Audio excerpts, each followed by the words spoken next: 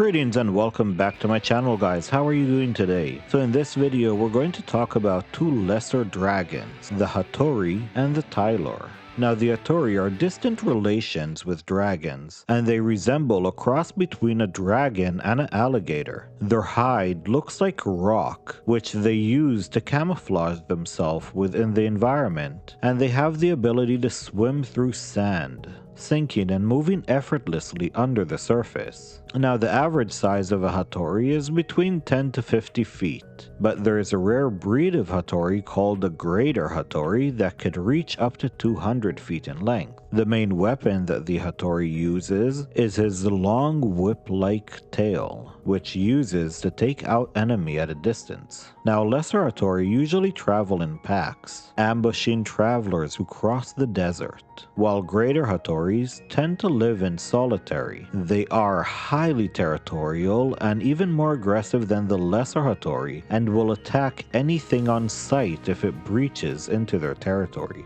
Now all of the Hatori will use their rock-like skin, helping them blend seamlessly into their environment, using it to their advantage. Now when a Hatori mates with a dragon, which it does happen on rare occasions, the result of the union is the Tylor. Now the Tylor looks very similar to a huge wingless dragon, and the coloration of the beast depends on the dragon's parent. Typically they will be green or blue dragons, but sometimes a metallic or even a sea dragon will be willing to breed with a Hatori to create one of these abominations, but those are extremely rare.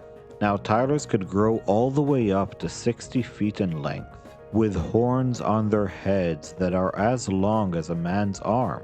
Now the Tylor do give a sweet garbage-like smell, but if you smell it, it is already too late. The Tylor do have a very unique ability. Their skin tone, like a chameleon, could change to blend into the landscape they are standing in.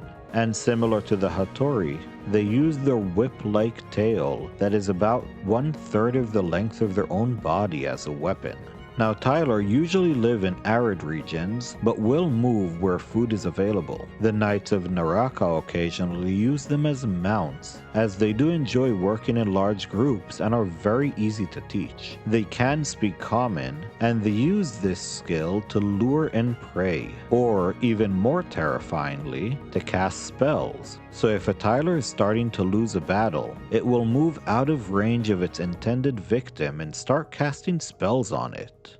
But one disadvantage it has is due to its cold blood, it does move a lot slower during the winter time. And even on the faraway continent of Taladas, there is a species of Tylor that exists there. They are small and white, as they come from the snow fields of Panak, and the rich love using them because they are vicious guard dogs. So I hope you enjoyed this short video about two obscure dragonkin. We'll see you in the next one, guys. Have a lovely day.